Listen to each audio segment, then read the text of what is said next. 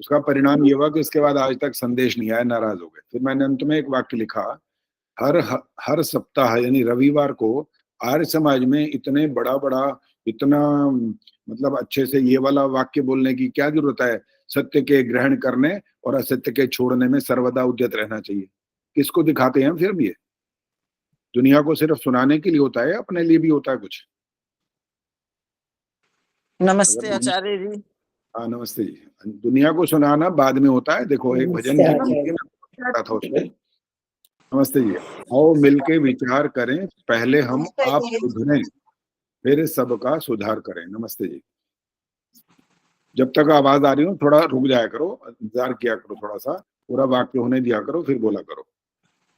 अगर हम अपने आप को नहीं पहले सुधारेंगे तो दूसरे की ओर उंगली उठाने में का मतलब क्या निकलता है? ये एक उधर तो अपने की तरफ इशारा करती हैं। इसलिए दूसरे की तरफ उंगली उठाने से पहले अपने आप को जागरूक करना होता है, समझदार बनाना होता है और उसका पालन करना होता है। तब जा करके दूसरों को कहने का हक मिलता है आपको, नहीं तो आप दूसरों को कुछ नहीं कह सकते, नहीं कहना चाहिए, इसका मतलब ये। उर्मिल शर्मा जी, आप कैसे बैठे हो आज? ये कैमरा हिलाओ मत, आराम से रखो, तसल्ली से एक बार सेट कर। नमस्ते जी। नमस्ते आचार्य जी। नमस्ते जी। अच्छा, उस दिन चर्चा तो हम इसलिए शुरू कर देते हैं थोड़ी सी कि जो देर से आएंगे उनको थोड़ा दंड भी मिलना चाहिए ना।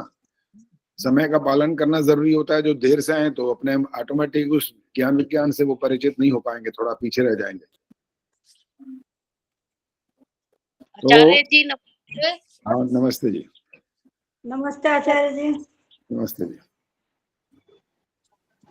जो उस दिन समय के, नमस्ते जी, बीच में अब ना बोलें सब लोग, क्योंकि नया कोई आता है तो वो सोचता है मैंने तो नमस्ते करी नहीं अभी, तो वो अपना जरूर नमस्ते करते हैं। पहले उनको सुनना चाहिए कि बोल रहा है कोई कि नहीं बोल रहा, और कोई क्या बोलेगा, बोलना तो मैं नहीं होता है मुख्य रूप से। फिर मैं पूछता हूँ जब आप, तो तब आप बोलते हो, तो इसलिए बीच में बोलना ठीक नहीं है। काल गणना की जब हम बात कर रहे थे पिछली बार, मंत्र पाठ करेंगे मुझे याद है, थोड़ा सा और लोग जुड़ जाएं, तब आपने सबसे छोटा जो विभाग बताया था वो क्या था? हाथ खड़ा करना है। सबसे छोटा विभाग गायत्री गुप्ता जी बोलो। परमाणु। अभी अधूरा उत्तर है ये। हाँ उर्मिल शर्मा बोलो। आचार्य जी, 2 परमाणुओं से मिलकर एक अणु। हाँ बस अब ठीक है। जो बात थी 2 परमाणु है वो, उनसे मिलकर के एक अणु बनता है वो। और ज्यादातर हम सबने जो सुना हुआ है वो ये सुना हुआ है कि हम क्षण भी सुनते हैं कभी कभी, है ना? क्षण ये शब्द हमारे प्रयोग में आता रहता है। कोई पल, ये भी सुना हुआ है आपने, पल गानों में भी प्रयोग हुआ है इस शब्द का। और एक निमेश, ये भी हमने सुना हुआ है। निमेश कम सुना है, लेकिन निमेश भी कुछ ना कुछ प्रयोग में आता रहता है। तो जो आर्य लोग हैं उनको पता रहता है निमेश का मतलब भी। हालांकि ये वाली बात आज तो उस दिन मैंने इसको बताई थी, आज मैं लिखवा भी दूंगा आपको कि इसका तरीका क्या होता है। पूरी सृष्टि की अवधि तक और अंत में फिर मोक्ष की अवधि तक चलेंगे, सारी की सारी ज्ञान विज्ञान की बात होगी, और तार्किक भी होगी, युक्ति युक्त भी होगी। और किसी ने कहा, कोई कहे कि भाई ये बात कैसे स्वीकार कर लें, तो उसको भी उसका उत्तर दिया जाएगा। रवि बालाजी माइक बंद रखो, पीछे आवाज आ रही है। वैसे जो आप अब इस समय सुन रहे हो वो तो लाभ उठाने वाला कोई भी उठा सकता है ना, लेकिन आपकी आवाज यहाँ आ जाए बीच में तो वो ठीक नहीं होती है बस। तो आप माइक सिर्फ आप सुनने के लिए तो आप सुन ही रहे हैं, लेकिन आपने ऑन तब तक नहीं करना जब तक आपको न कहा जाए। अभी 34 लोग दिखाई दे रहे हैं मेरे पास यहाँ पर। चलिए अब हम मंत्र पाठ कर लेते हैं, फिर तो समय तो भागता जाएगा, रुकेगा नहीं। तो अभी लेकिन सब दिखाई तो नहीं दे रहे भाई, ये क्या हो गया? 34 36 आ गए हैं तो ये दिख रहे हैं, 3 6 और 9 दिख रहे हैं सिर्फ, बाकी जुड़ते। हाँ नमस्ते जी। नमस्ते आचार्य। नमस्ते आचार्य जी। हाँ नमस्ते जी। नमस्ते आचार्य जी। हाँ सबको नमस्ते जी। कैमरा ऑन रखा करो भाई। और आज का मंत्र का पाठ, हाथ नहीं खड़ा करो, आज तो मैं अपने आप चुनाव करूंगा। आज आपने हाथ नहीं खड़ा करना है, इस बात के लिए मैं अपने आप बताऊंगा कि आज मंत्र पाठ कौन करेगा। और ज्यादातर मैं वो ढूंढता हूँ जिनको कहीं गलती की संभावना होती है, मैं वो ढूंढता हूँ ज्यादातर। इसका लाभ ये होता है कि भाई उनको एक तो पता लग जाता है कि भाई गलती कहाँ हो रही है, और लोगों को जो हर एक को तो सुन नहीं रहे यहाँ पर, औरों की भी गलती हो सकती है वो, तो उनको भी सुनने का मौका मिल जाता है। तो ये प्रयास करते रहे। और कभी कभी तो औरों को भी कहते हैं जिनको बहुत अच्छा बोलना आता है, पूरा मंत्र अच्छे से बोलना आता है, आवाज भी मीठी होती है, सारी बातें ठीक होती है। तो दोनों तरह से साथ साथ चलते रहते हैं। जैसे एक शब्द होता है ना पॉजिटिव और एक नेगेटिव, दोनों का ही साथ साथ प्रयोग करते रहते हैं। चलो सविता कपूर बोलेंगी आज। आचार्य जी को लगता है मैं गलती करूंगी, है ना आज? इसलिए तो कहा है। वैसे पहले मैं एक बार ठीक सुना चुकी हूँ पूरा। चलो अच्छी बात है। अब ये ऐसा होता है ना, देखो जब परीक्षा होती है ना, वहीं आदमी बेचारा डर जाता है ना वहाँ। तो ये तो परीक्षा तो समय से होती रहेगी। हाँ जी। करिए, शुरू करिए। ओम सहना भवतु सहनौ भुनक्तु सह वीर्यं करवावहै तेजस्विना वधीतमस्तु मा विद्विषावहै। ओम शांति शांति शांति। वाह वाह, क्या बात है, तो बहुत कमाल कर दिया आपने, बिल्कुल ठीक सुना दिया। अब पक्के हो गए मतलब, अब हैं जी, अब बढ़िया जी हो गया आपकी काम आपका। क्लास नहीं मिस करते हैं, चाहे मेरे दांत में पेन है, मैं अभी आरसीटी करवा के आई हूँ, स्वेलिंग है और सुन भी है, फिर भी क्लास बोली भी हूँ और अटेंड कर रही हूँ। बहुत, ये लाभ होते रहना चाहिए ना सबको, जो जो इसमें शामिल होते रहे हैं, और किन्हीं को ज्यादा समय भी हो गया, कोई तीसरे साल में।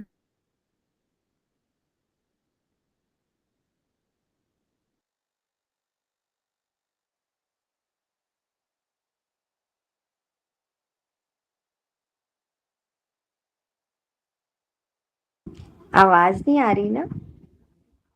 आचार्य जी का नेट चला गया शायद ना। आचार्य जी बोल ही नहीं रहे ना, तो इसलिए कहाँ से आएगी आवाज।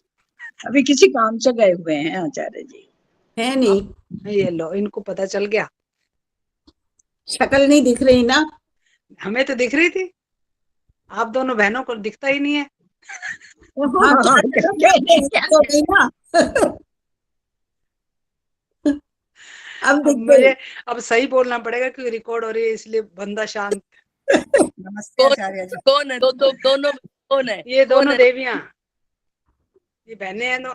आचार्य जी आपकी ना माइक आवाज चली गई थी, नेट चला गया था नेट बीच चला में, गया अभी था, आवाज आ मैंने लगा लिया दोबारा से, हाँ आ जी। गया। सरोज ने हाँ क्या जी। बात की है भाई, ऐसी खास बात? अभी रोज बताएंगे, बाकी नहीं बोलना, भी उनको ही बताना है। बिल्कुल बताएंगे आचार्य जी, क्योंकि ये रिकॉर्ड होता तो बहुत ध्यान से भी बोलना पड़ता है ना, क्योंकि कोई अब शब्द ना बोले जाएं, और जो कि भाषा शैली पे ध्यान रखना पड़ता है। ये दोनों बहनें थी, ये कह रही आचार्य दिखाई नहीं दे रहे। मैंने कहा आपको दिखता तो खड़ा आदमी नहीं है, कहाँ से दिख जाएगा आचार्य।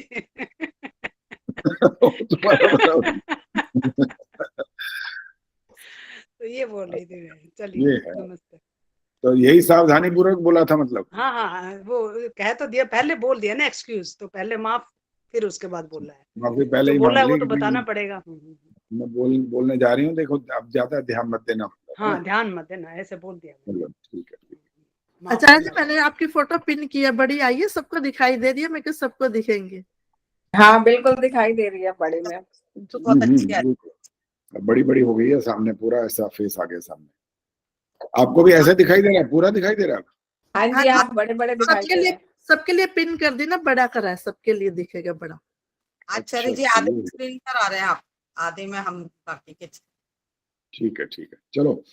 अब मंत्र पाठ की बात हो रही थी, मंत्र पाठ हो गया और सविता कपूर जी ने बहुत अच्छा बोला, बिल्कुल शुद्ध उच्चारण कर दिया। अब हम जो पहले जो चर्चा आज करेंगे, वो पिछली बार जो कर रहे थे, अभी जो आपने अक्षौहिणी सेना की जो बात की थी, याद है आपको अक्षौणी सेना?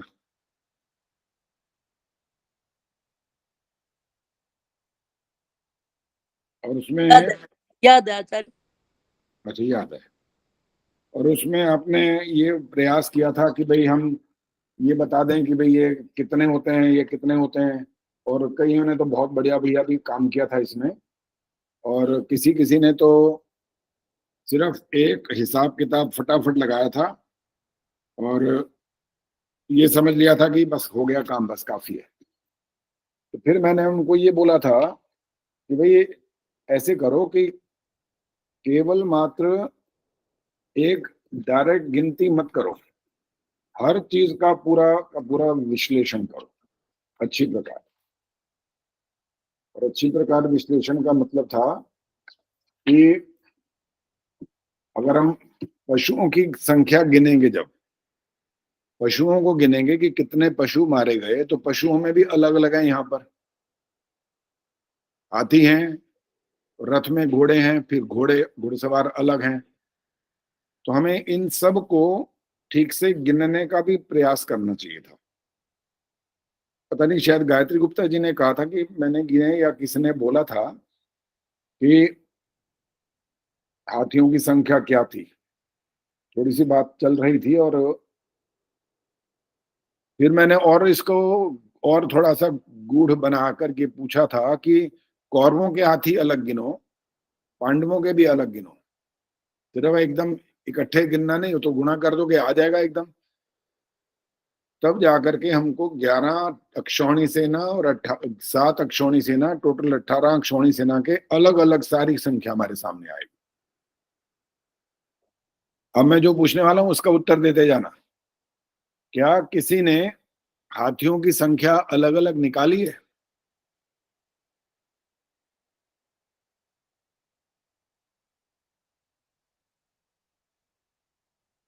अभी कोई हाथ खड़ा नहीं हुआ, इसका मतलब ये संख्या नहीं निकाली गई। और आगे तो कुछ किया ही नहीं होगा फिर तो। मैंने निकाली है आचार्य जी। निकाली है तो फिर जल्दी से बताना था। चलो बताओ, हाथी बताओ, कितने हाथियों का उसमें जीवन समाप्त हुआ था? हाथी का? हाथी, हाँ हाथी। 1 मिनट जरा। हाथी और बाकियों ने भी कुछ निकाल रखा है तो तैयार रहना, मैं आपसे पूछने वाला हूँ, सारी बातें इनसे नहीं पूछूंगा। अच्छा ये बता दो पहले सुदर्शन जी, दोनों के अलग अलग निकाले हैं या इकट्ठे ही जोड़ा हुआ है? नहीं, दोनों अलग अलग निकाले हैं। चलो बताओ फिर, जल्दी से बताओ। 1 मिनट। हाँ। हाथी कहाँ चले गए? ये ढूंढने में थोड़ा टाइम लग रहा है जी। चलो आप ढूंढो, जब तक आपसे पूछ लूंगा बाद में। गीता तिवारी बोलो। आचार्य जी हाथियों की कुल संख्या बतानी है केवल? मैंने देखो अभी देखो, इसलिए ध्यान से सुना करो ना, मैंने अभी क्या इनको बोला सुदर्शन जी को कि इनकी अलग अलग भी निकाली है। तो प्रश्न तो यही है ना, इसका मतलब जी अलग अलग निकाली है तो बताओ कौरवों हाथियों के की कितने, कौरवों के कितने और पांडवों के कितने, ये मतलब है इस बात का। अलग अलग का मतलब ये है, हाथी छोटे और बड़े का अलग अलग नहीं अर्थ। अच्छा, निकाली है कि नहीं निकाली, पहले ये बताओ अभी। मैंने कुल हाथियों की संख्या निकाली है। कुल वाला नहीं चाहिए, कुल वाला तो हम 1 मिनट में हिसाब सारा लगा ही सकते हैं सारा। हाँ जी, अब सविता कपूर बोलेगी। कौरवों के आचार्य जी अलग- जब जब हमने मल्टीप्लाई नहीं करा तो उससे पहले हाथियों वाली संख्या ही तो हो गई, जब 3 से नहीं करा था हमने। 21,870। 21,870 हाथी किसके हैं ये? ये टोटल ही हाथी निकाले हैं तो। हाँ जी, ये निकालने। आपको अभी हिसाब और अच्छे से सीखना पड़ेगा और दिमाग लगाओ और इसका थोड़ा और विश्लेषण करो, फिर समझ में आएगा क्वेश्चन क्या है ये। इसका मतलब अब तक तो ये सुदर्शन जी मिला नहीं अभी तक।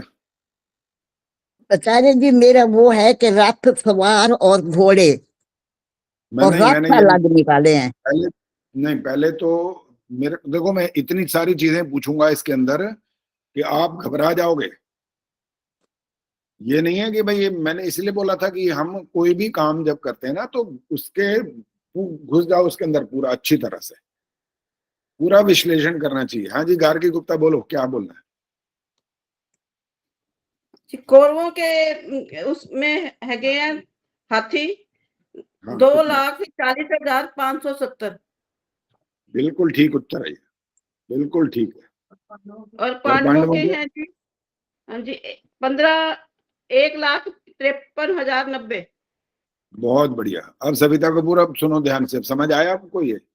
हाँ जी आचार्य जी, अभी भी ये बात तो समझ में नहीं आएगी कि जब अगर जैसे आपने वो दिया कि एक हाथी एक था एक पत्ती में, तो वो से 3 से मल्टीप्लाई करते करते लास्ट में संख्या तो 21,870 आई ना जी।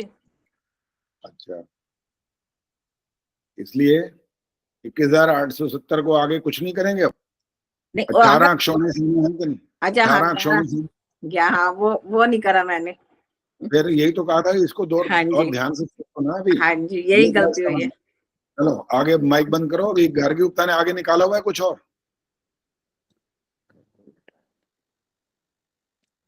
माइक ऑन करके बोलो। आचार्य जी अभी आगे नहीं लेके आई, कहो तो निकालती हूँ। क्या निकालना है? अच्छा, अब मत निकालो, अभी निकालोगे फिर समय बेकार चलता जाएगा। अब इसको ये सुन लो, अब मैं थोड़ा सा संकेत कर रहा हूं आपको, और उसको अच्छी तरह समझ लेना। इसके बाद मैं आपको अगली बार जब सुनूंगा बुधवार को, तो फिर आपको पूरा विश्लेषण अच्छे से करना चाहिए। क्या क्या जितना इसका पूरा का पूरा विश्लेषण हो सकता हो ना, वो सब करना है। बस इतना ही संकेत किया मैंने, मैं आगे नहीं बताऊंगा कि क्या करना है। जैसे उदाहरण के लिए, हाथी आपने कौरवों के बताए, पांडवों के भी बताए, ठीक है? तो ऐसे बाकी की बात मैं बोल नहीं रहा हूं मुंह से कि क्या निकालना है, लेकिन अपने आप अकल लड़ानी है। माइक बंद कर दो, बोलना है तो यहाँ माइक बंद होना चाहिए। तो बाकी व्यवस्था आपको अपने आप करनी है, और पूरा पूरा कुछ भी प्रश्न करूंगा तो आपके पास उत्तर होना चाहिए, ये मतलब है इसका।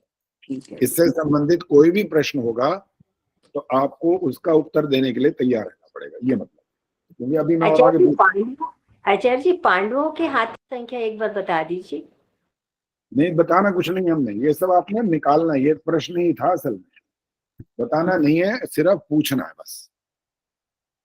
ठीक है जी। अब आपको अपने आप से सारा ये काम करना है, पूरी मेहनत करनी है, गुणा जमा घटा भाग जो करना है करो, और लेकिन उसकी व्यवस्था बनाओ, निकालो, ताकि मैथ्स भी हमारा अच्छे से अच्छा हो जाए। सिर्फ 21,870 ये हाथी, फिर इतने घोड़े, फिर 65,610 वो हो गए, और इसको ये करके 18 से गुणा कर दो, वो तो उत्तर निकल आएगा। वो उत्तर नहीं चाहिए, एक एक चीज का उत्तर चाहिए अलग अलग। पांडवों के अलग, कौरवों के अलग, ये कितने घोड़े कितने वो, बस थोड़ा थोड़ा संकेत करता जा रहा हूँ, बस और नहीं बताऊं। हर एक का अलग अलग बताना है आपको। और अंत में संख्या तो पता ही है, वो सब होते, वो तो 1 मिनट का काम है, तो कोई मुश्किल है ही नहीं। इतने इतने वो 3 गिने जाते हैं, वहां पर 4 गिने जाते हैं, वहां पर कितने प्राणी गिने जाते हैं, वो भी आपको पिछली बार या दूसरी बार में बता चुके हैं। शिक्षा शर्मा जी बोलो। आचार्य जी, जो महावत और रथवान है वो अलग अलग गिनने हैं या इकट्ठे गिनने हैं? मैंने संकेत कर दिया, मैंने कहा मैं कुछ भी पूछूंगा। ठीक है समझ आ गया ना, कुछ भी। ठीक है जी। ताकि आप इतना पूरा लंबा चौड़ा हिसाब लगाएं। थोड़ा परिश्रम करना पड़ेगा, करो ना, क्या हो गया इसमें, कोई नुकसान थोड़ी हो रहा है, फायदा ही होता है। देखो, मैं अपने बचपन की बात बताता हूँ आपको। मैं जब कभी मैथ्स में, वैसे मैं ज्यादा बुद्धिमान नहीं था, सामान्य था बस, ना घटिया ना बढ़िया, ठीक ठीक था। पास तो मैं होता ही था, 60% से ऊपर आ जाते थे। लेकिन मैं ये सोचता था कि कभी किसी जगह अटक गया ना कभी, तो मैं उसमें लगा रहता था, और उसको करके ही दम लेता था मैं। और फिर मैं इतना खुश होता था, मुझे लगता अब हुई ना बात, ये हुआ, मजा तो अब आया। इतना परिश्रम करने के बाद अगर सफलता मिल जाए तो फिर इसकी बात ही क्या है, फिर तो मजा इसी का ही तो होता है। चलो जी, अब ये वाली बात भी समाप्त कर रहे हैं। अगली बार के लिए अब तैयारी करना, आपको सब कुछ पूछा जाएगा, कुछ भी, पूरी की पूरी गणना कैसे आप करेंगे, वो जो जो कर पाए। मैंने कोई सब जबरदस्ती कुछ नहीं कहा किसी को, ये ध्यान रखना, कोई जबरदस्ती नहीं है, आपकी अपनी स्वतंत्रता है इसमें नंबर भी नहीं मिलने हैं। जिसमें नंबर मिलते हैं वो बाकायदा बताया जाता है, और आपसे लिखित रूप में या मौखिक रूप में पहले से समझाया जाता है, इसमें अंक मिलने हैं आपको। तो वो वाली इसमें मिलने वाली सिर्फ ये है कि हम अपने आप अपनी बुद्धि का स्तर बढ़ा रहे हैं कि नहीं बढ़ा रहे हैं, चाहते हैं नहीं चाहते हैं, वह आपकी मर्जी है। चलिए हम अब आगे बढ़ रहे हैं, और अब हम उस प्रक्रिया पर पहुंच रहे हैं जो हमारी चल रही है, मंत्रों के अर्थ। और अब शिक्षा शर्मा जी बताएंगे कि कौन सा मंत्र है आज जहां से करना है और पढ़ना भी उनको ये मंत्र। आचार्य जी भूरगनाय प्राणायाम वाले 4 मंत्रों में से 2 कर लिए थे और शेष अच्छा। 2 रह गए हैं। और मतलब कौन सा मंत्र है अभी ये जो आप बोलेंगे अब? ओम स्वरादित्याय प्राणायाम। हाँ बिल्कुल ठीक है, बोल दीजिए, आराम से बोलिए, अच्छे से बोलिए। 1 मिनट आचार्य।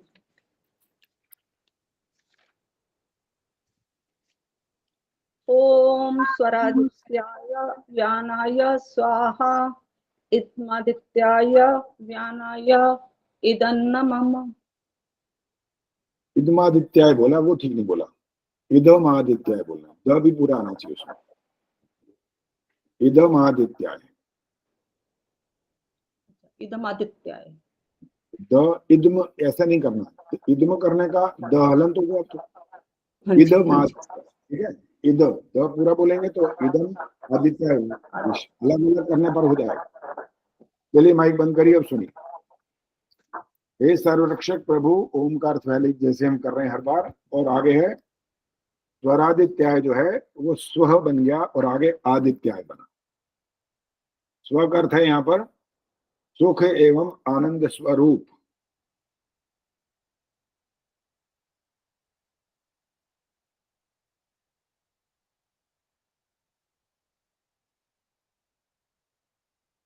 और इसकी जब व्याख्या करेंगे तो इसमें और व्याख्या करते हुए बढ़ा सकते हैं इसको। जैसे हम गायत्री मंत्र का प्रारंभ में जो ओम भूर्भुवः स्वः यहाँ बोल करके जब दीपक प्रज्वलित करते हैं तो वहां पर स्वः का एक अर्थ बताया गया है। किसको याद है वो हाथ खड़ा करो। हाँ गीता बोलो, स्वः का वहां अर्थ क्या निकलता है, बोलो गीता बोलो। स्व सुख स्वरूप। ए बाबा, जब दीपक प्रज्वलित करते हैं वहां पर स्वः का क्या अर्थ है? वहां पर अंतरिक्ष लोक, द्यूलोक, तो अंतरिक्ष। ऐसे सारे उत्तर नहीं देने होते, जैसे कि भाई गुरुजी आप अपने आप देख लेना, मैं 2-3 उत्तर दे रही हूँ, जो ठीक हो उसको ठीक कर लेना, ऐसा नहीं चलता, एक उत्तर देना होता है। सुमन बत्रा बताएंगे, जब दीप प्रज्वलित करते हैं तब वहां भूर्भुवः स्वः, इन भूर्भुवा को छोड़ दो, स्वः का अर्थ क्या होता है, वहां किसका संबंध कैसे होता है? देवलोक आचार्य जी। द्यूलोक नहीं होता, अधूरा उत्तर है ये। गायत्री गुप्ता बोलो। द्यूलोक की अग्नि। अब ठीक है, और वो कौन सी है? बिजली और ये कड़क। गलत उत्तर है, शिक्षा जी बोलो।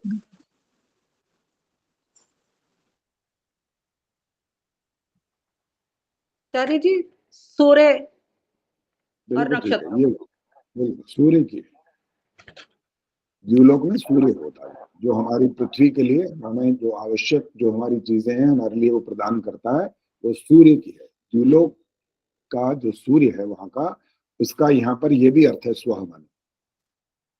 आचार्य जी आपकी आवाज नहीं आ रही, बहुत धीरे धीरे आ रही है, धीरे धीरे आ रही है, क्लियर नहीं आ रही। हाँ ठीक आ रही है, हम सबको तो ठीक आ रही है। तो फिर मैं लेफ्ट हो जाऊँ एक बार, आप एक बार अपने आप लेफ्ट हो जाऊँ। कर लीजिए। सुख एवं आनंद स्वरूप परमेश्वर के लिए भी कहा जा सकता है वहां पर, और द्युलोक स्थानीय जो सूर्य है उसके लिए भी कहा जा सकता है।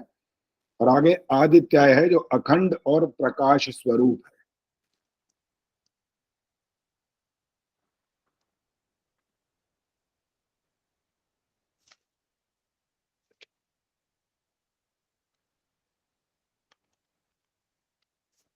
अब एक प्रश्न आ रहा है, थोड़ा बहुत बुद्धिमत्ता पूर्वक सोच समझ के उत्तर देना है। सुषमा सरदाना जी माइक ऑन करो। अखंड किसके लिए कहा गया है यहाँ पर? अखंड जो निरंतर जलता रहे, जिसमें खंडित ना हो। जैसे सूर्य की ज्योति अखंडित है, वो खंडित नहीं होती, निरंतर जलती रहती है। लेकिन दीपक बुझ जब उसमें और बहुत बार बार नहीं बोलना होता, एक बार अच्छे से बोलो जो बोलना, ठीक है? आपने बोल दिया। अब सुजाता, सविता बताएंगे। सविता अखंड का यहाँ किसके साथ संबंध है? आचार्य जी मुझे खुद इसका इतना समझ में, अखंड मतलब जो निरंतर चलता रहे, जैसे क्या नाम है, सूर्य अपने समय पर निकलता है और बंद होता है। ये अखंड का अर्थ तो नहीं होता ये, गार्गी गुप्ता। आचार्य जी ईश्वर के ऊपर जो सदा लगा रहता है अपने कार्यों में। देखो, अखंड शब्द को पकड़ो और उसको व्याख्या करो बस, चाहे छोटी करो चाहे बड़ी करो, कोई बात नहीं, लेकिन अखंड शब्द को पकड़ो। मैं अखंड जानबूझ के बार बार बोल रहा हूँ, अखंड। अखंड किसके साथ संबंध रखता है? आप बोल तो ठीक रहे, लेकिन पता नहीं बाकी बात बदल देते हो। इंदिरा टांगरी बोलिए। जी, अखंड का अर्थ है जिसके टुकड़े ना हो सके, जिसके खंड ना हो सके। और ये तो परमात्मा के लिए मैं समझती हूँ कि कहा जाएगा कि परमात्मा। ये है आपके जवाब का उत्तर। धन्यवाद आचार्य जी। भाई अखंड है ना, खंड नहीं हो जिसके, सिंपल तो है। अ माने नहीं, खंड माने टुकड़े। और सूर्य के क्या होते हैं मालूम है आपको? एक वैदिक ज्ञान का सिद्धांत सीख लो, जो कभी मिलकर के बना है उसके टुकड़े होंगे ही होंगे।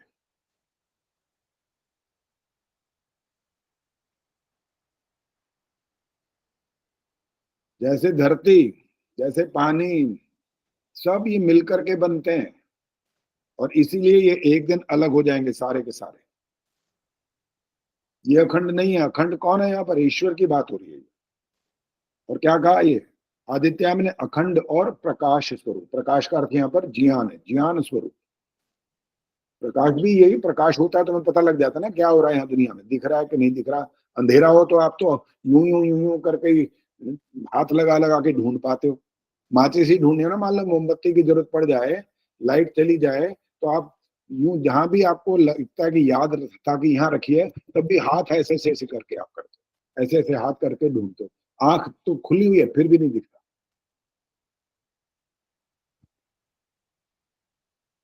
आदित्याय, इसके बाद है व्यानाय।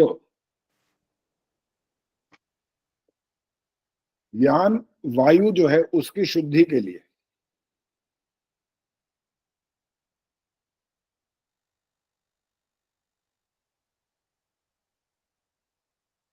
और फिर इसका वही दूसरा भी ऐसे व्याख्या करते हुए अर्थ हो सकता है, सर्वत्र व्याप्त जो परमात्मा है उसकी प्राप्ति के लिए।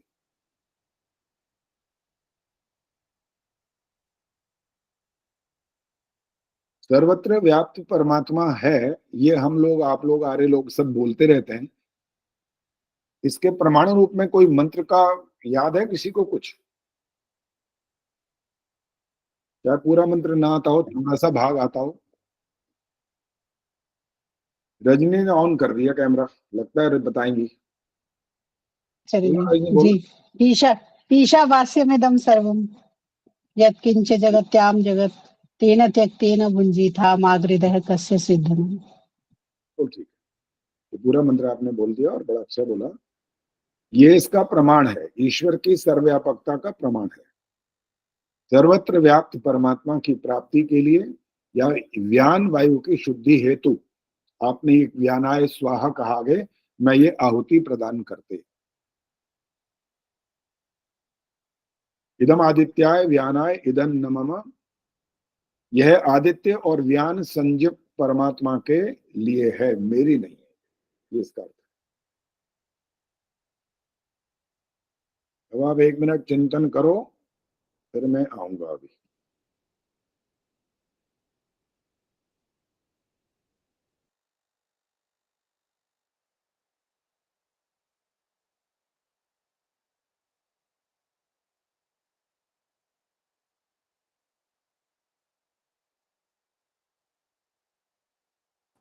आप लोगों से एक बात पूछनी है। मैं बीच में चली गई थी, मेरा एक बहुत जरूरी फोन आ गया था। तो आचार्य जी ने क्या कहा कि मैं अगले बारी में ये चीज सुनूंगा, कोई बताएगा? बहुत सारी चीजें पूछी उन्होंने, सेना के बारे में सारा कुछ। बड़ी मुश्किल से तो उसको भूल पाए, या फिर याद ला दिया वो। अक्षौहिणी सेना के बारे में सब कुछ भी पूछ सकते हैं। उसके बारे में एक पूछेंगे काम करो, कौरवों और मंत्रों के पांडवों की एग्जाम कुल लेना। संख्या। बोलिए क्या? सुनो ध्यान से, अब सुनो ध्यान से। कौरवों और पांडवों की कुल संख्या, फिर वो अलग अलग बतानी है और हर एक चीज को अलग अलग बताना है। हाथी कितने, रथ कितने, वो कितने, वो कितने, ये मर गए वो अब भैया। तो वो हम कैलकुलेट करके रख लें और तब बताएं, देख के बता सकते हैं कि वो जुबानी बताने अब हैं। देखो ये तो आचार्य जी बताएंगे ना, हम कैसे बता सकते हैं? आप देख के बताओ कि कैसे बताओ। कैलकुलेट करके रखना है इंदिरा जी, अगली बार तो कैलकुलेट करके रखना है। हाँ हाँ, श्लोक की है, मेरे को याद 2 हो गए हैं बस। अच्छा, हाँ। कर्मण्येवाधिकारस्ते मा फलेषु कदाचन मा फले फल हेतु, ये हार्ड है भाई, भूर्मा भूरमा। ते संगोत एग्जाम कर्मणि। कर्मण्येवाधिकारस्ते मा ये एक फलेषु याद हुआ, बहुत अच्छी। कदाचन यदा मा यदा हि कर्मफल धर्मस्य हेतुर्भूर्मा। ग्लानिर्भवति भारत गलानी अभ्युत्थानमस्य। नहीं, गलानी नहीं, गलानी सरोज नहीं। जी संस्कृत बोलिए, सीख रहे बोलिए। हो ना? भारत नहीं है, भारत। भारत है नहीं है, तह नहीं है, विसर्ग त नहीं है इस त। पे, भारत।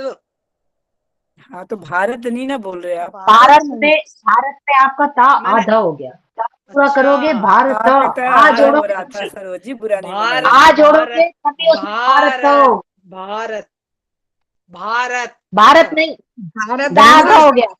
भारत माता की जय कैसे बोलोगे जब तो भारत ही बोलेंगे हम। भारत चलो माता भारत की जय। चलो, हम तो इंडिया बोल देंगे फिर, अब इंडिया बोल देंगे फिर। ये हम भारत बोले, इंडिया ना बोले।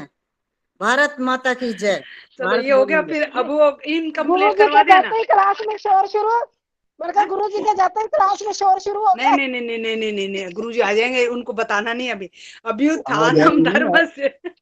सरोज आ गए हैं, आज जाएंगे नहीं, आ चुके हैं। और मुझे लगता है ये शरारा हर बार सरोज ही शुरू करती है, लगता यही है। आचार्य जी आपके जाते ही आपकी जगह ले लेती हैं। आचार्य जी हाँ, कोई इतने ना कोई सीरियस शब्द। हो जाते हैं सब लोग, मुझे लगता है जैसे बीमार क्लास चल रही हो, इसलिए थोड़ा सा चेंज करना पड़ता है माहौल। अच्छा, ये इतना बात है। सीरियस भी नहीं होना चाहिए ना, लगे सब जगह वो अक्षरोहिणी सेना दिखने लगी सारी जगह। ओहो, देखो कहाँ पहुंच गई लोग, कहाँ दौड़ लगाती है ये फटाफट। नहीं, यही पूछ रहे, क्वेश्चन यही था इंदिरा जी का, सॉरी। आचार्य जी प्रश्न तो मैंने किया था, मेरा बीच में हाँ, बहुत ठीक। जरूरी फोन आ गया था हॉस्पिटल से, तो मैंने आपकी क्लास में से मुझे उठ के जाना पड़ा, तो इसलिए मैंने पूछा था कि आचार्य जी ने क्या कहा, तो इन्होंने बताया अक्षौहिणी सेना के बारे में।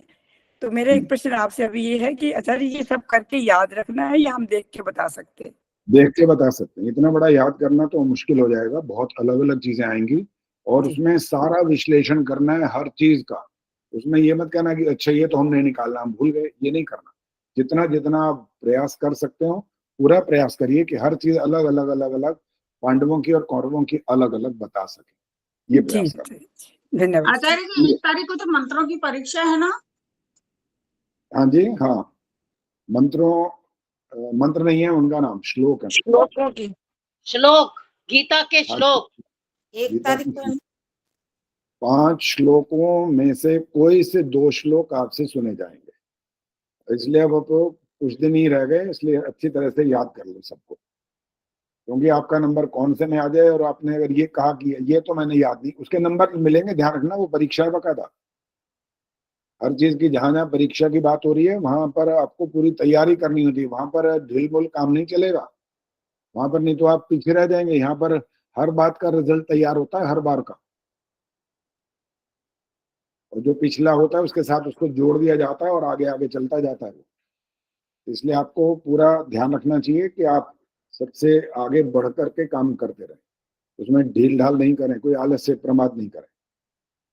चलो जी, इदम आदित्याय व्यानाय इदन नमः, यह आदित्य और व्यान संज्ञक परमात्मा के लिए है, यह आहुति जो मैं दे रहा हूं ये मेरी नहीं।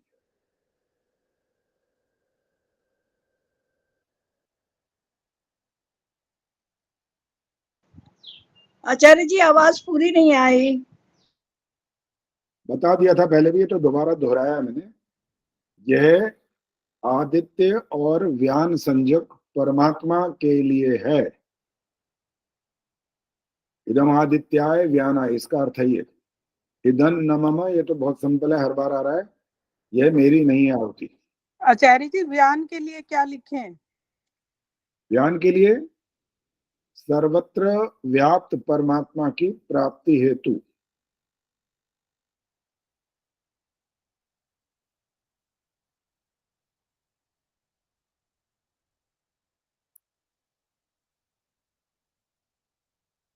चलिए आगे चल रहे हैं अब, फिर और नहीं तो बहुत देर हो जाएगी।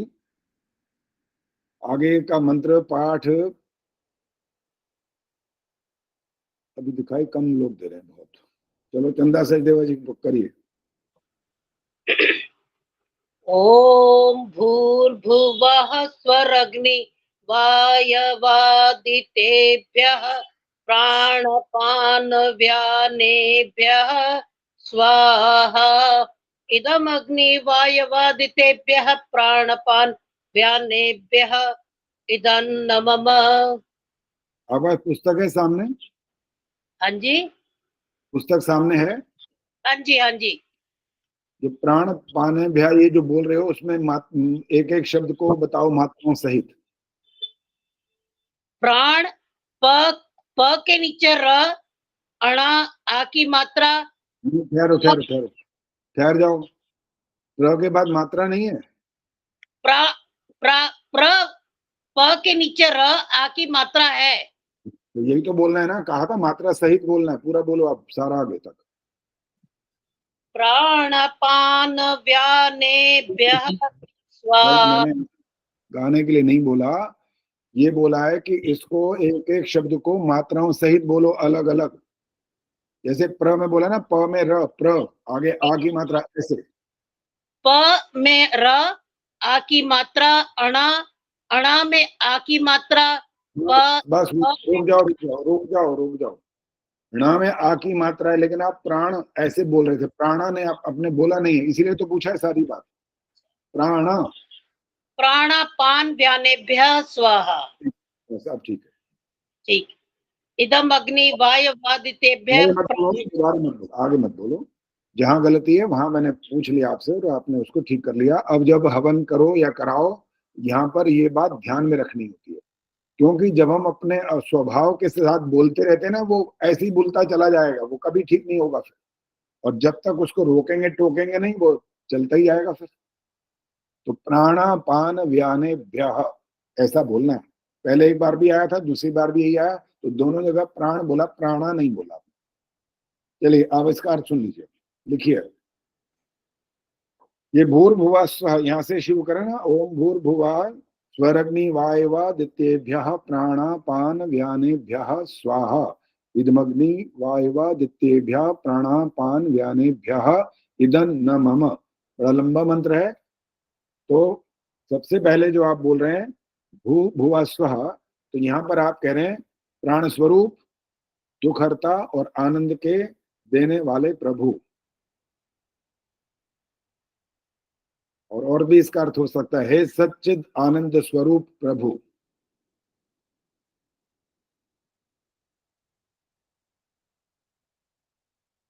ये जो स्वरग्नि था ना, स्वह विसर्ग हो गई, और अग्नि वायु आदित्येभ्यः ये हो गया अब अलग अलग।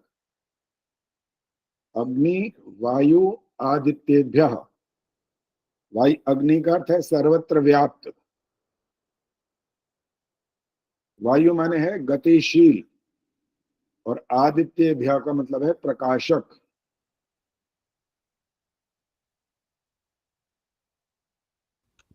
आचार्य जी एक दफे फिर बता दीजिए। सर्वत्र व्याप्त, गतिशील और प्रकाशक।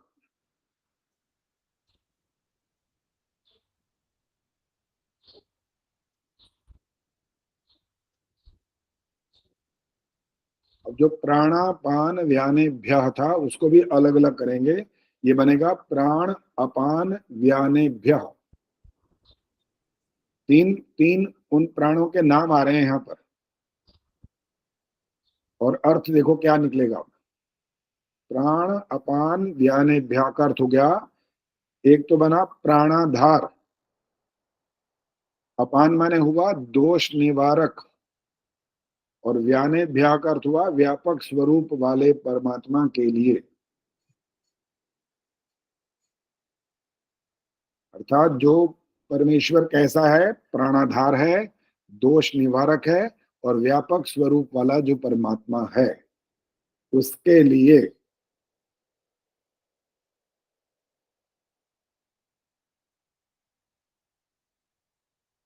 आगे स्वाहा है, ये मैं आहुति प्रदान करता हूं।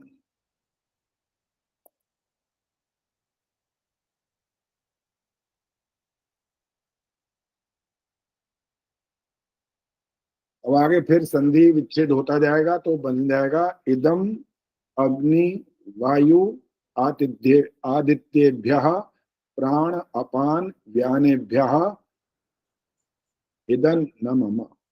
इतना लंबा चलेगा। और वही है जो अर्थ अभी पीछे बताए गए हैं, वही है ये, इसमें दोबारा बताने की जरूरत नहीं है।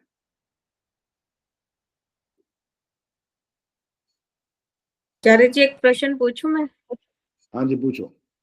आचार्य जी जब यही वाले मंत्र स्विष्ट कृत्य से पहले आते हैं ना व्याहुति में, हाँ तो उसमें तो घी डालते हैं इन वाले में और इसमें सामग्री भी डालते हैं।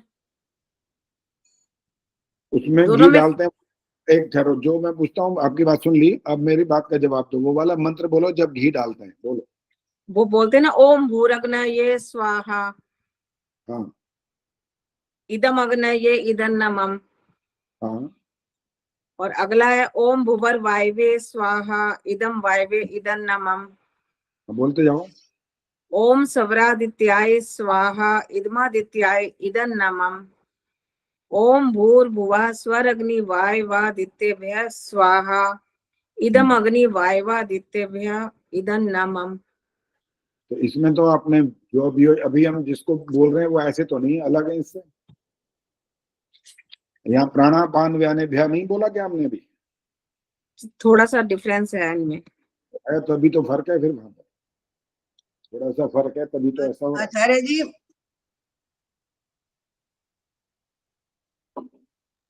बोलो जी बोलो।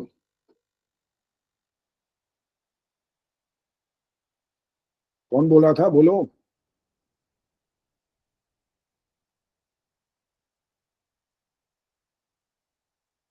राज चावला बोल रही हूँ जी।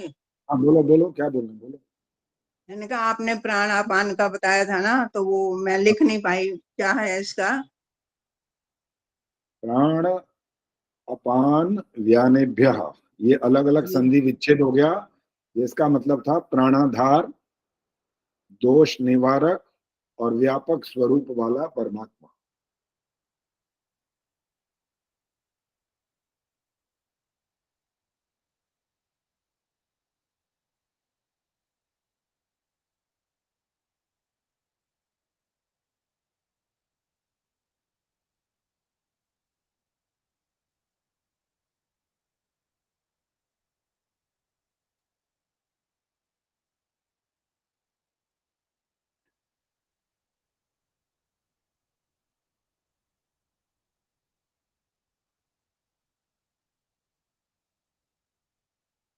चलिए जी, अब अगला मंत्र कौन पढ़ेगा?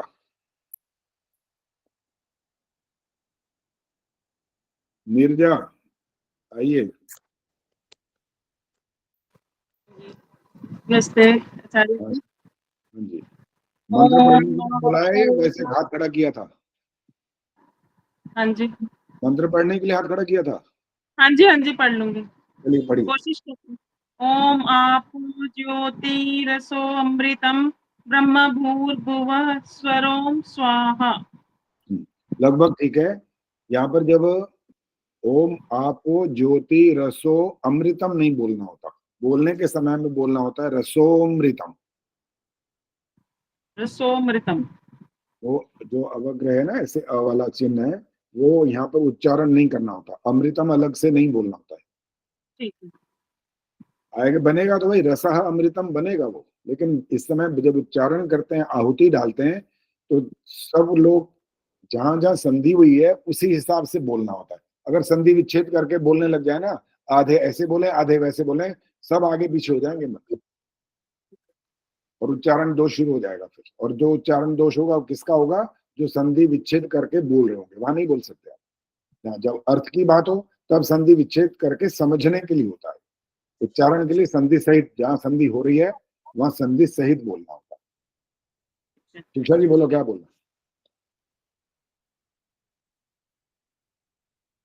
माइक वैसे ऑन तो करो। ज्योति में छोटी ई आती है, इस ज्योति में बड़ी ई है, थोड़ा ये क्यों है समझ नहीं आती। अब ये तो मेरे को भी नहीं पता क्यों है यहाँ पर। ठीक है चलो। छोटी ही है।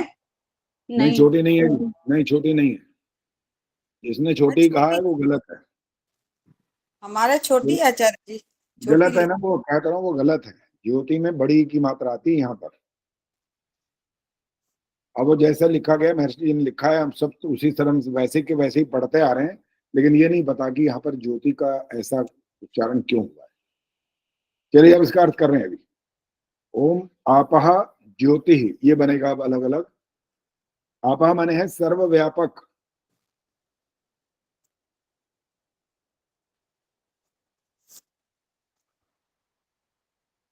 गीता माइक बंद करो। ज्योति का मतलब है सर्व प्रकाश स्वरूप एवं प्रकाशक।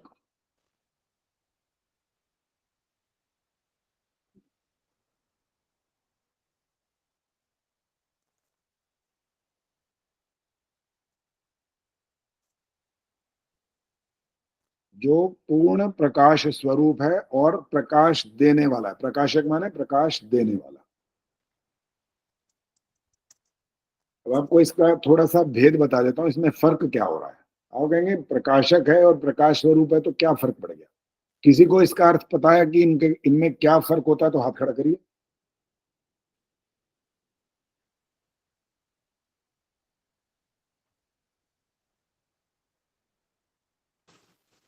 गायत्री क्या बोलो?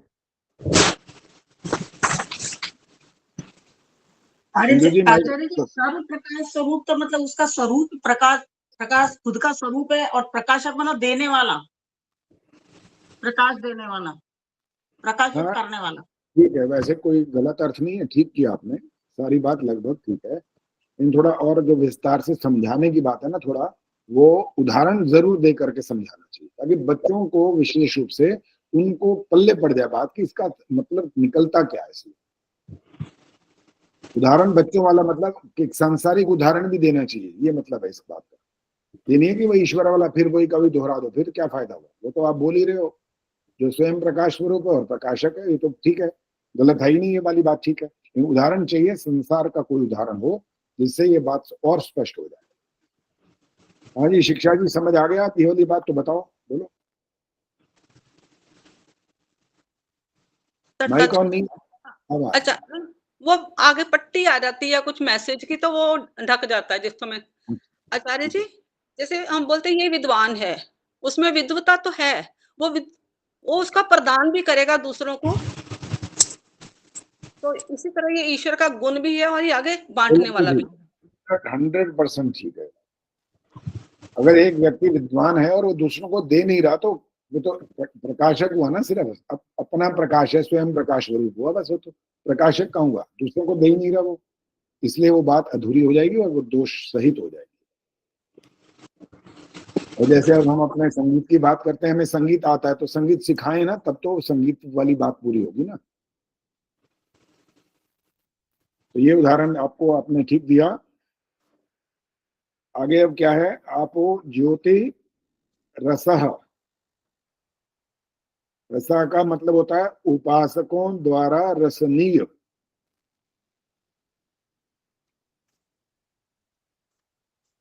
हाँ जी, प्रेम जी बोलो। का मतलब हम ये ले सकते हैं कि सबसे स्नेह रखने वाला। सबसे स्नेह रखने वाला, स्नेह किसका रखने कह रहे हो? वाला। किसका कह रहे हो? रसा मैंने? हाँ जी। देखो जी, मैंने तो कहा है कि अलग अलग अर्थ सबने कर रखे हैं, जो आपको ज्यादा ठीक लगेगा स्वीकार कर लो। अभी इसका और अर्थ भी है, आगे खत्म नहीं हुआ, ये थोड़ा और भी है। आनंद हेतु उपासनीय।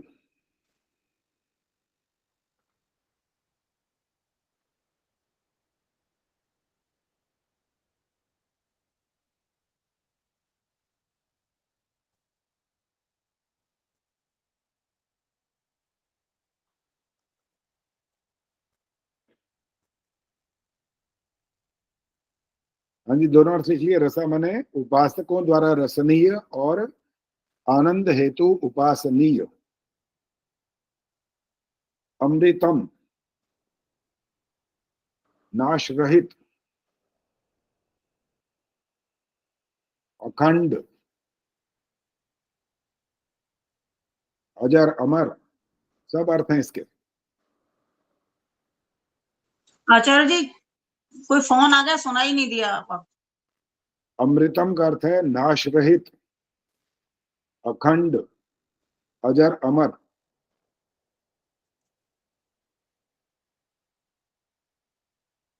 आगे है ब्रह्म भूर्भुवः स्वरोम स्वाहा। ब्रह्म का अर्थ है यहां पर सबसे महान।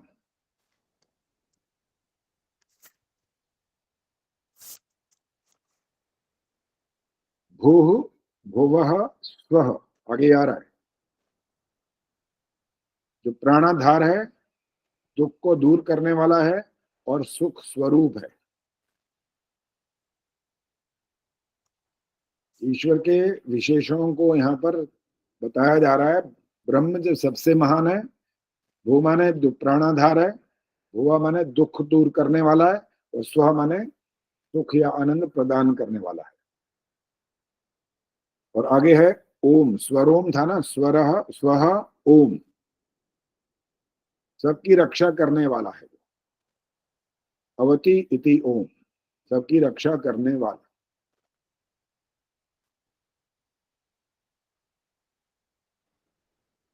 आगे स्वा है, इन सब नाम वाले जो आप परमेश्वर हो, आपकी प्राप्ति के लिए मैं ये आहुति प्रदान करता हूं।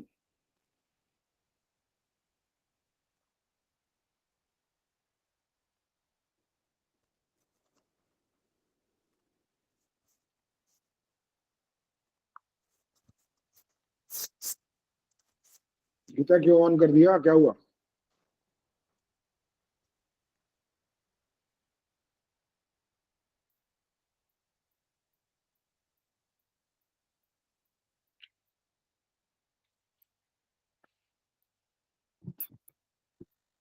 आगे कौन सा मंत्र है, ये पाठ कौन करेगा?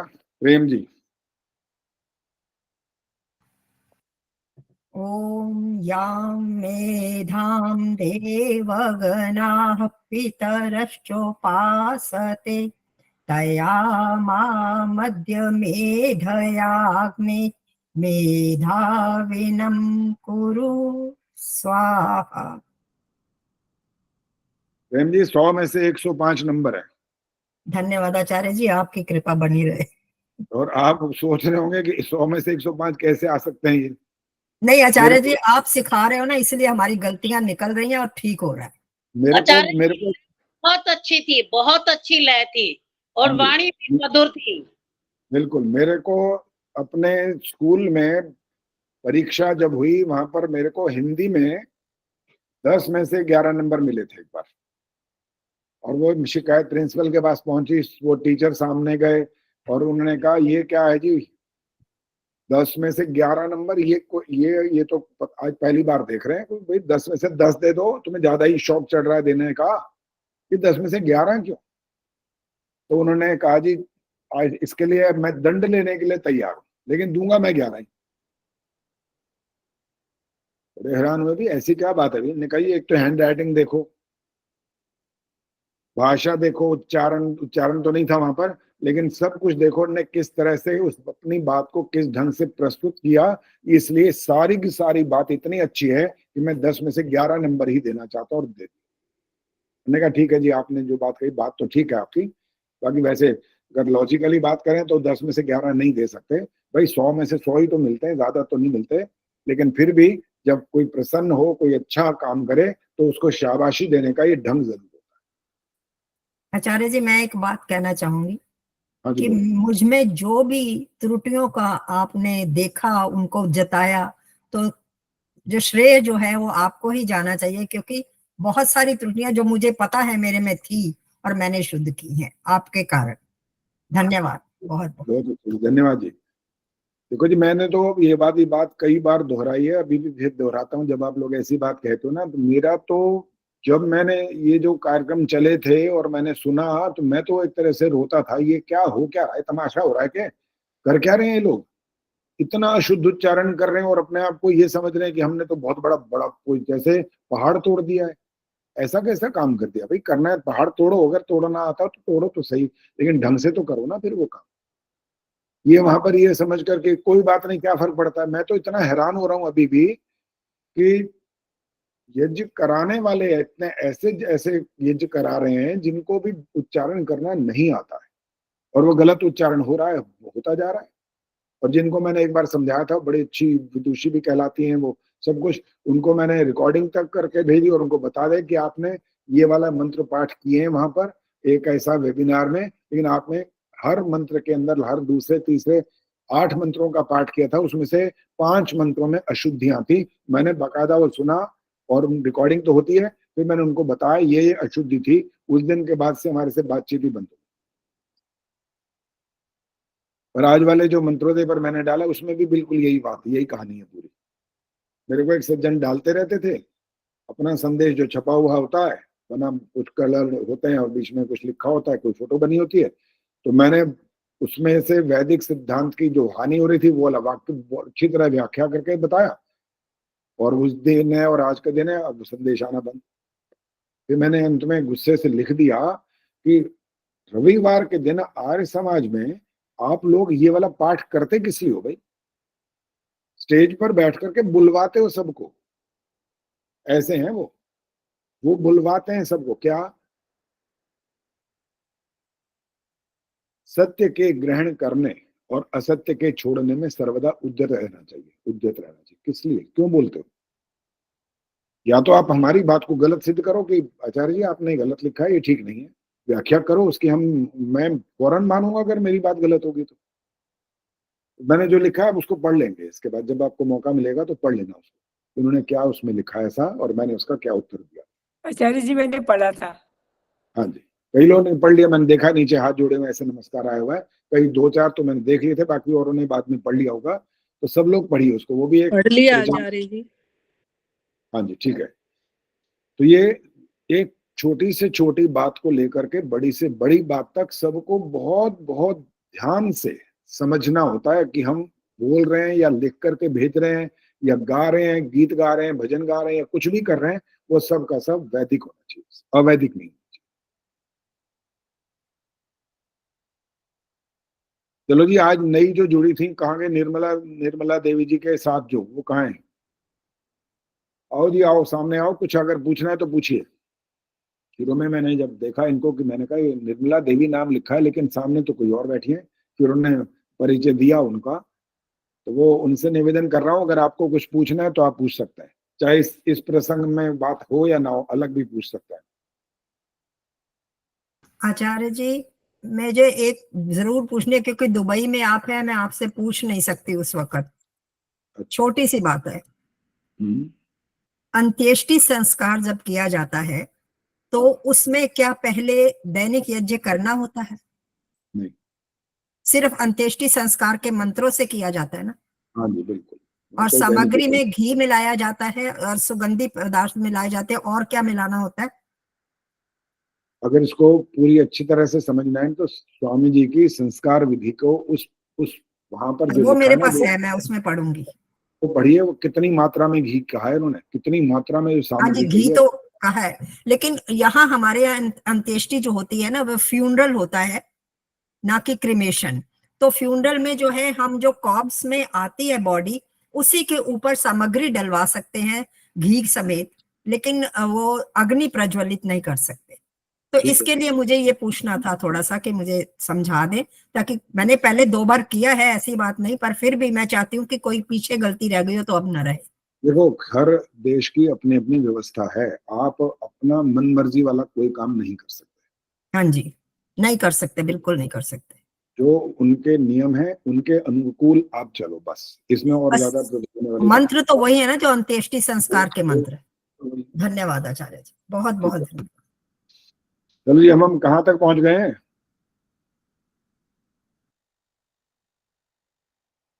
आचार्य जी यहाँ मेधाम देवगण का अर्थ करवाना है। यहाँ मेधाम देवगण ये वाला चल रहा है। हे सर्वरक्षक प्रभु, याम माने जिस, हाँ जी, अर्थ कर रहे हैं। याम माने जिस, मेधा माने धारणावती, जिसको आप मेधा बुद्धि बोलते हैं, धारण करने योग्य होती है यही बुद्धि। जेब काटने वाली बुद्धि को धारण नहीं किया जाता, वो करता है जो तो फिर वो दोषी हो जाता है। दूसरों को कष्ट पहुंचाने वाली वाणी जो बोलता है वो बुद्धि ऐसी आचार्य जी, होती है।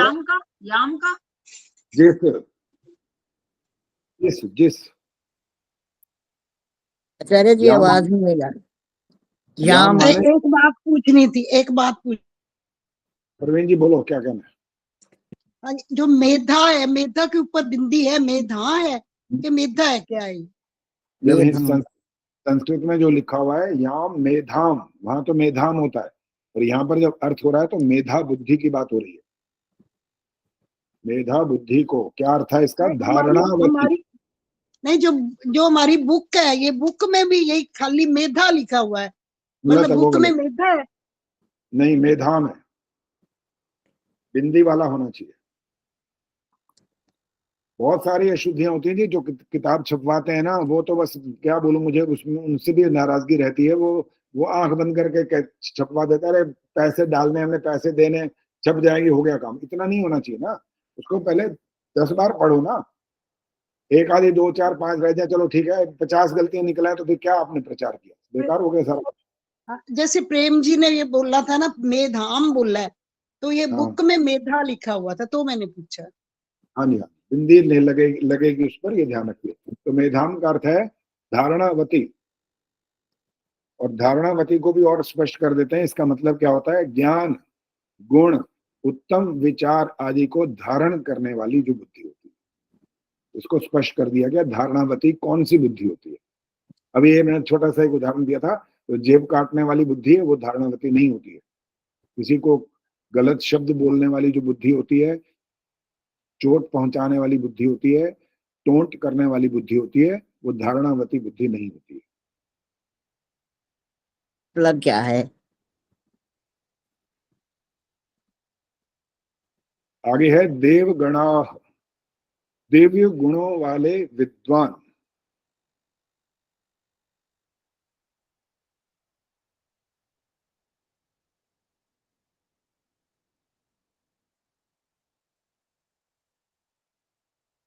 आगे पितरश्चोपासते, अब इसका भी संधि विच्छेद होता जाएगा। पितरह बनेगा, फिर च बनेगा, और उसके बाद उपासते बनेगा। पितरह का मतलब होता है पालक जन, माता पिता, जियान वृद्ध, वयोवृद्ध, ये जितने लोग हैं ये पालक हैं, ये पितर हैं।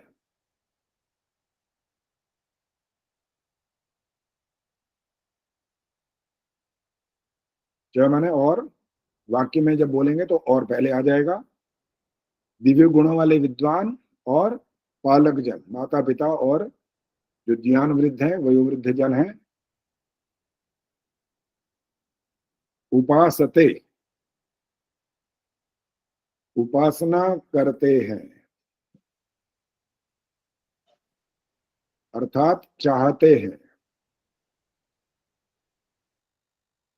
जिस मेधा बुद्धि को, धारणावती बुद्धि को दिव्य गुणों वाले विद्वान, पालक जन, माता पिता, ज्ञान वृद्ध, वयोवृद्ध जन उपासना करते हैं, यानी चाहते हैं।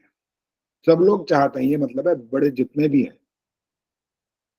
चाहे वो विद्वान ही क्यों ना हो, चाहे वो माता पिता ही क्यों ना हो, चाहे वृद्धजन भी क्यों ना हो, उस धारणावती बुद्धि को जो उपासना करते हैं यानी चाहते हैं।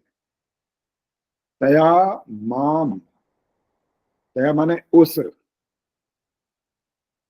माम माने मुझे, अद्य का अर्थ होता है आज।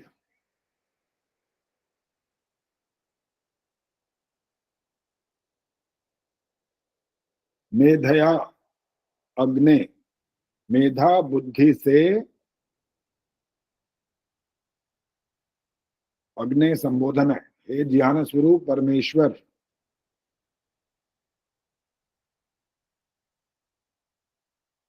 जैसे आप ओम अग्ने नय सुपथा राय बोलते हो ना, वहां भी है हे ज्ञान स्वरूप परमेश्वर।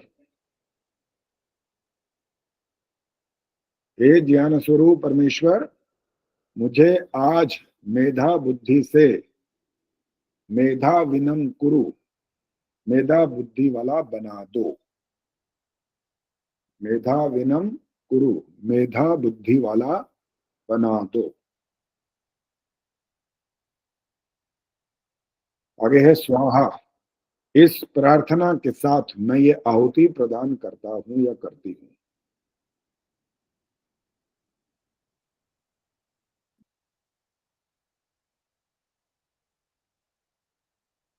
हाँ जी देवयंती जी बोलो। आचार्य जी कुछ सोचना था। पूछिए। ये जो आपने बताया मतलब मंत्रों का पाठ जो यज्ञ में हम करते हैं तो वो सारा मिला के 63 जैसे हुआ, प्रातःकालीन और सायंकालीन दोनों मिला के।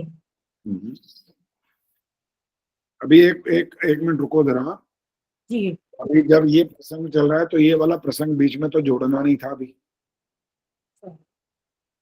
अभी तो ये वाली बात चल रही आचार्य है जी ना। धारणामति का थोड़ा सा अर्थ बता दीजिए वापस। धारणावती का मतलब होता है ज्ञान, गुण, उत्तम विचार आदि को धारण करने वाली जो बुद्धि है, धारणावती का ये मतलब है। जो ज्ञान वाली है, गुण वाली है, उत्तम विचार आदि को जो धारण करने वाली बुद्धि है वो ये होती है धारणावती। आचार्य जी माँ मध्य तया का हो गया, उस माँ मध्य का मेरे से छूट गया। माम अद्य, मुझे आज। मां माने मुझको या मुझे।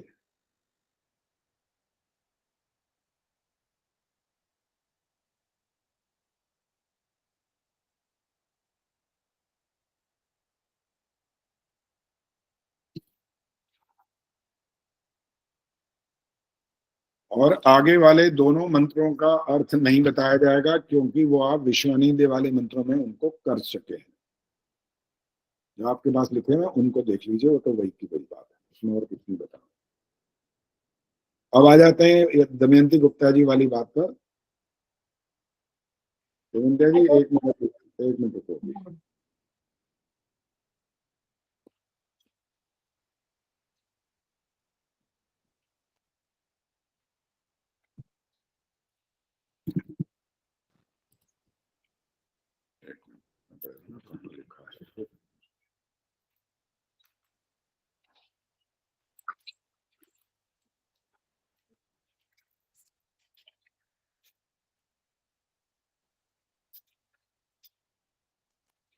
अच्छा बोलो, चलो बोलो। अभी मैं मिल तो नहीं रहा, मैंने जहाँ लिखा हुआ था मुझे याद नहीं, अभी बोलो।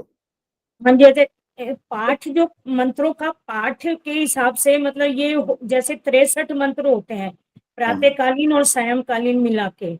अगर मैं अलग अलग बोलूं बताऊं इनको। हाँ बताओ।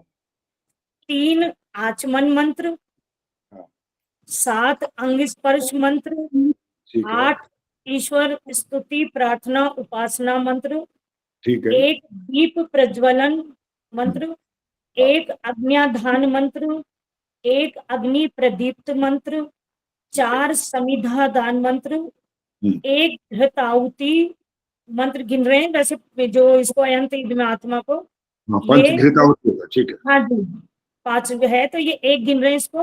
और 4 जल सिंचन के 4, आधाराहुति 2, आज्य भागाहुति 2, प्रातःकालीन मंत्र 4 और भूरग्न प्राणायाम वाले 8 और पूर्णाहुति 3 बार देते हैं लेकिन उसको 1 बार गिना तो ये 47 तो ये हुए अपने। ठीक है जी। फिर इसके बाद सायंकालीन जैसे आपने बताया कि यहाँ से आधाराहुति से गिनते हैं तो 4 ये आधाराहुति और आज्य भागाहुति के 4 और 4 सायंकालीन और 8 भूरग्न प्राणायाम 16 मंत्र ये हुए तो टोटल में हमारे 63 मंत्र। तो आचार्य जी इनका तो हम पाठ करते हैं। आहुति कितने मंत्रों की मानेंगे? आहुति कहाँ कहाँ से मानेंगे कि टोटल आहुति कितनी देते हैं? ये तो पाठ हो गया मान लो, तो आहुति किस किस को मानेंगे? ये तो मैंने पूछना है, आपने नहीं मेरे से पूछना। अभी तो मेरा नंबर है, पहले मैं पूछूंगा उसके बाद आप बताओगे कि ये आपकी 32 आहुतियां होती कैसे हैं, ये मैंने पूछना है आपसे। अच्छा ठीक है हाँ, वो दिमाग लगाओ, पहले सोचो अच्छी तरह कि ये आपको जब ये कहा गया कि प्रातःकालीन और सायंकालीन जब ये जी करना होता है तो प्रत्येक मनुष्य को 16-16 आहुतियां देनी चाहिए, ये है ना लिखा हुआ। तो 32 आहुतियां मैंने आपसे पूछनी है, वो 32 आहुतियां अगली बार बताना, अभी जल्दबाजी नहीं है, पहले आराम से लिखो, देखो, समझो कि 16-16 है कौन सी, तब जाकर के ये वाली विश्लेषण आगे करेंगे। ठीक है आचार्य, धन्यवाद जी। ठीक है जी। अच्छा जी, अभी और किसी ने कुछ पूछना हो तो पूछ सकता है जी, और कोई बात रह गई हो तो पूछिए। आचार्य जी, मुझे अश्विनी वाला वो क्वेश्चन नहीं समझ आया। कौन सा? अक्षौणी वाला? हाँ। अच्छा, तो अक्षौणी वाला जी, अभी संतोष नंदवानी जी आप तैयार रहिए, इनके बाद आपसे बात करता हूँ। अक्षौणी के पूरा विश्लेषण करने का अर्थ ये निकलेगा कि जब आपसे पूछा जाएगा कि हाथी कितने मर गए थे इस पूरे युद्ध में, तो आपको हाथियों की संख्या, पूरी संख्या भी बतानी है, कौरवों के हाथी भी बताने हैं, पांडवों के हाथी भी बताने, तो तब जाकर के पूरा विश्लेषण कहलाएगा हाथियों के संबंध में। अब आगे की बात मैं समझाऊंगा नहीं, लेकिन जैसे ये बता दिया, ऐसे हर चीज में अलग अलग पूछा जाएगा, कौरवों के कितने, पांडवों के कितने, कुल कितने। ठीक है, ये सारी बात। क्वेश्चन नहीं है मेरे पास। क्वेश्चन क्या है, देखिए, एक बार वो आपने लिखवाया था वो है बस, हाथी इतने, ये जो आपने लिखवाया था, लेकिन क्वेश्चन क्या मेरे को अभी समझ नहीं आया। पत्ती और ये सब पत्ती गणवादी वो ये नहीं आपके पास। हाँ हाँ है, ये है मेरे पास सारा लिखा हुआ। फिर बाकी क्या बचा? ये तो सब है तो हो गया, फिर तो और क्या बताना है? इसी का हिसाब किताब तो बनाना है, और सिर्फ 21,000 ऐसे करके नहीं बनना, ये 870 ये जोड़ दिए वो गुणा कर दिए, ऐसे नहीं करना। अच्छा, दोनों के अलग अलग निकालने हैं, इसीलिए तो ये सारी पत्ती और गुल्म और साथ ये सब लिखवाया गया था। हिसाब लगाना है, पूरा गणित है, गणित का काम है ये वाला।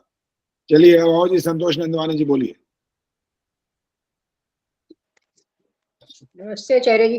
हाँ नमस्ते जी, बोलो। ये भी हमने एक मंत्र का अर्थ किया है, मेद माँ मध्य मेधया अग्ने।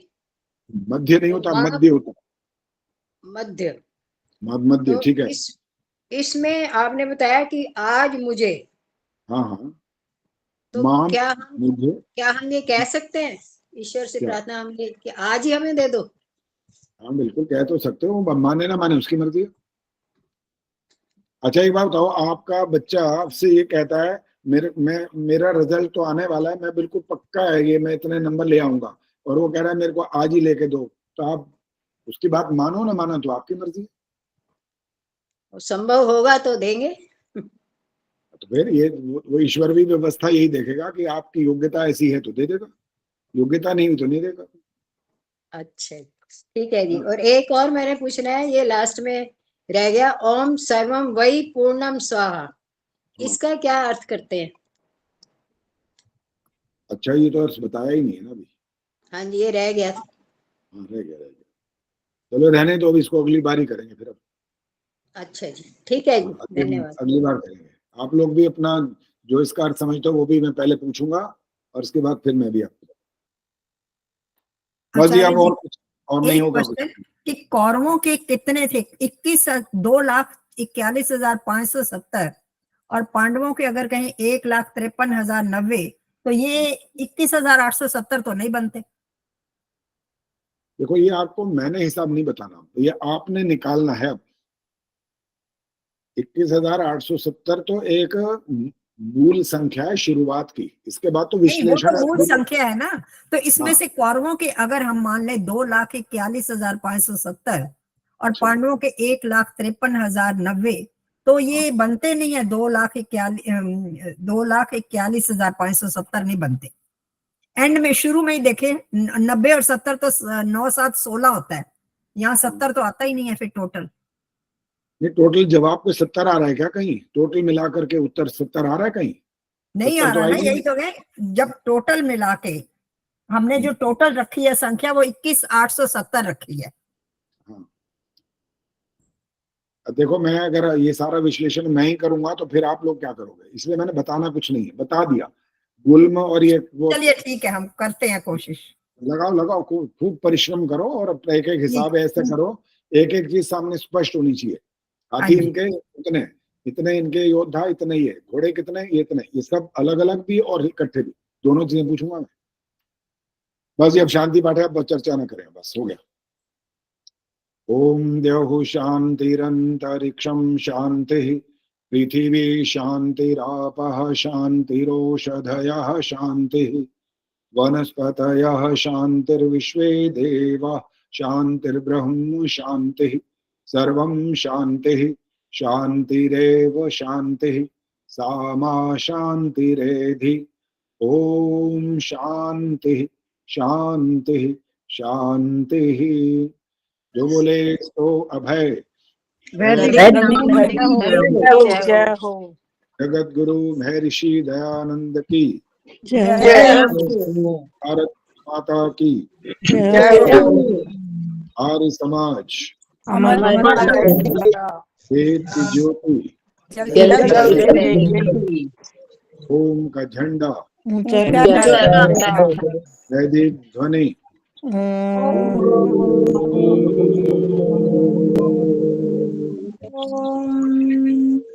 नमस्ते आचार्य जी। वैदिक अभिवादन सभी को